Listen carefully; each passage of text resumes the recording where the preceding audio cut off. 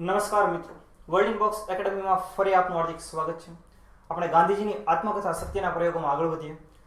આ લેક્ચરની અંદર આપણે ગાંધીજીએ આફ્રિકાની અંદર જે ઇન્ડિયન ઓપિનિયન નામનું સમાચાર પત્ર છાપવું શરૂ કરેલું તેને લગતી બાબતોની ચર્ચા કરવાના છીએ. તો જોઈએ ક્વેશ્ચન ઓફ ધ એપિસોડ 9.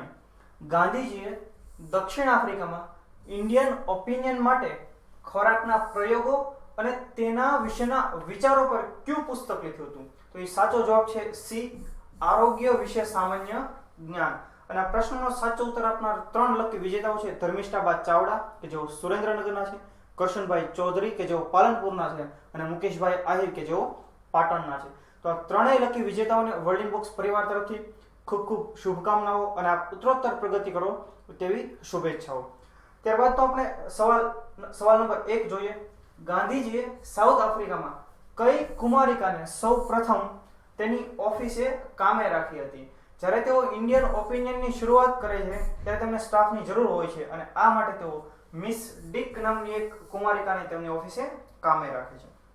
ત્યારબાદ ગાંધીજીએ દક્ષિણ આફ્રિકામાં મિસ ડિક બાદ કઈ મહિલાને રાઇટર તરીકે પોતાની ઓફિસમાં કામ આપ્યું હતું?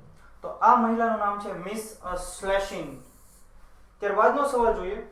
ગાંધીજી દ્વારા દક્ષિણ આફ્રિકામાં શરૂ કરાયેલું છાપું ઇન્ડિયન ઓપિનિયન ખાલી જગ્યા હતું, એટલે કે દૈનિક હતું, સાપ્તાહિક હતું, પાક્ષિક હતું કે મંથલી મેગેઝિન હતું? તો એ સાચો જવાબ છે બી, સાપ્તાહિક હતું, એટલે કે દર વીકલી તે પબ્લિશ કરવામાં આવતું હતું.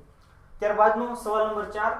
શરૂઆતના સમયમાં ઇન્ડિયન ઓપિનિયન કઈ ભાષામાં પ્રકાશિત થતું હતું? તો અહીં આપણી પાસે ઘણી બધી ભાષાઓ છે, આમ તો કઈ ભાષાઓમાં પ્રકાશિત થતું હતું? તો એ સાચો જવાબ છે ડી, ગુજરાતી, હિન્દી, અંગ્રેજી અને તમિલ. આ ચારેય ભાષાની અંદર ઇન્ડિયન ઓપિનિયન શરૂઆતમાં પ્રકાશિત કરવામાં આવતું હતું. ત્યારબાદનો સવાલ જોઈએ. શરૂઆતમાં 4 ભાષામાં ઇન્ડિયન ઓપિનિયન શરૂ કર્યા બાદ કઈ ભાષાના વિભાગ બંધ કરી દેવામાં આવ્યા હતા? તો અહીં પણ સાચો જવાબ ડી થશે, એટલે કે હિન્દી અને તમિલના વિભાગ ત્યારબાદ બંધ કરી દેવામાં આવેલા. ત્યારબાદનો સવાલ જોઈએ. સવાલ નંબર 6. ઇન્ડિયન ઓપિનિયન છાપું ચલાવવા ગાંધીજીને કેટલા પાઉન્ડનો ખર્ચ કરવો પડતો હતો? હવે જ્યારે તેની શરૂઆત કરવામાં આવે છે ત્યારે કોઈમાંથી ઇન્કમ તો થતી નથી હોતી અને ગાંધીજીને તેવી કોઈ ઇન્કમની આશા પણ નહોતી. તેમને ખુદના પોતાના ખિસ્સાના પૈસા નાખવા પડતા હતા. અંતર્ગત 75 જેટલા પાઉન્ડનો ખર્ચ ગાંધીજીને થતો હતો. ત્યારબાદનો સવાલ જોઈએ. દક્ષિણ આફ્રિકામાં કુલી એટલે કે મજૂરોને રહેવા માટેનું જે અલગ સ્થળ હતું તેને શું કહેવામાં આવતું હતું? તો તેને કુલી લોકેશન તરીકે ઓળખવામાં આવતું, કે જ્યાં કુલી એટલે કે મજૂર લોકો નિવાસ કરતા હતા. ત્યારબાદનો 8મો સવાલ જોઈએ. કયા વ્યક્તિએ દક્ષિણ આફ્રિકામાં ગાંધીજીને ગાંધી તરીકે ઓળખવાનો ઇનકાર કર્યો હતો? તો એ વ્યક્તિ કે જે ગાંધીજીને ભારતથી આફ્રિકા લઈ ગયા હતા, શેઠ અબ્દુલ્લા, તેમણે ગાંધીજીને ગાંધી કહેવાનો ઇનકાર કર્યો હતો. તો તેમને શું કહેતા? ત્યારબાદનો સવાલ જોઈએ આપણે. દક્ષિણ આફ્રિકામાં ગાંધીજીને ભાઈ એવું નામ આપનાર વ્યક્તિ કોણ હતા? તો અહીં પણ જવાબ થશે શેઠ અબ્દુલ્લા. ગાંધીજીને ગાંધી કહેવાનો ઇનકાર કર્યો, તેની બદલે તેઓ ભાઈના ઉપનામથી તેમને બોલાવતા હતા. આપણે યાદ રાખીએ કે ગાંધીજીને બાપુ તરીકે ઓળખવામાં આવે છે, મહાત્મા તરીકે ઓળખવામાં આવે છે, એવું જેનું ઉપનામ એક છે ભાઈ.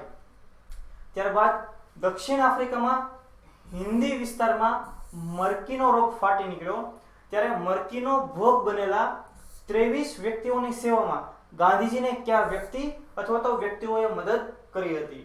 એ કલ્યાણદાસ, બી માણેકલાલ, સી એ અને બી બંને, ડી એક પણ નહીં. તો એ સાચો જવાબ છે સી, એ અને બી બંને, એટલે કે કલ્યાણદાસ અને માણેકલાલ આ બંનેએ ગાંધીજીની મદદ કરેલી મરકીના રોગનો ભોગ બનેલા વ્યક્તિઓની સેવા કરવામાં. ત્યારબાદનો સવાલ જોઈએ. ગાંધીજી કયા શહેર જઈ રહ્યા હતા ત્યારે હેનરી પોલોકે તેમને રસ્કિનનું અન્ટુ ધીસ લાસ્ટ પુસ્તક આપ્યું હતું? હવે આ એક એવું પુસ્તક કે જેનાથી ગાંધીજીના જીવનમાં ખૂબ પરિવર્તનો આવેલા છે. તો ગાંધીજી જ્યારે ટ્રેન મારફતે નાતાલ જઈ રહ્યા હતા ત્યારે હેનરી પોલોકે તેમને આ પુસ્તક આપ્યું હતું. ત્યારબાદનો સવાલ જોઈએ. ગાંધીજીએ ફિનિક્સ આશ્રમની સ્થાપના ક્યારે કરી હતી? તો કે ઈસવીસન 1904 ની અંદર ગાંધીજીએ ફિનિક્સ આશ્રમની સ્થાપના કરેલી.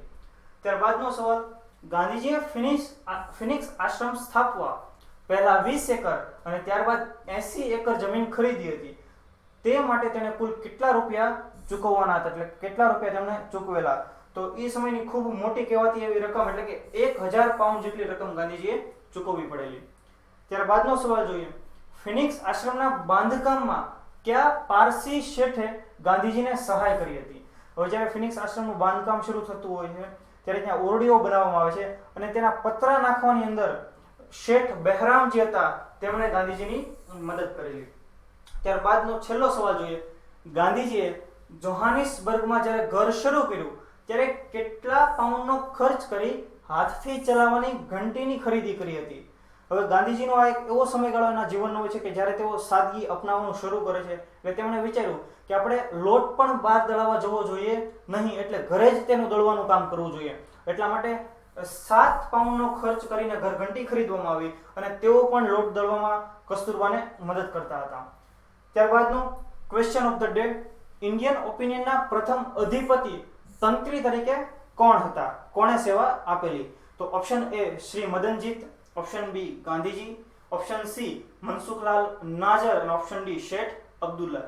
જો આપ લોકો આ પ્રશ્નનો સાચો ઉત્તર જાણતા હો તો તમે અમને વોટ્સએપ કરી શકો છો. અમારો વોટ્સએપ નંબર છે 9099096116. આ પ્રશ્નનો સાચો ઉત્તર આપનાર 3 લકી વિજેતાઓને વર્લ્ડિંગ બોક્સ પરિવાર તરફથી 100 રૂપિયાની ઇનામી રાશિ એનાયત કરવામાં આવશે. જો આપને વિડીયો પસંદ હોય તો તેને લાઈક કરો, તેને શેર કરો અને વર્લ્ડિંગ બોક્સની ચેનલને સબસ્ક્રાઇબ કરો. Thank you very much.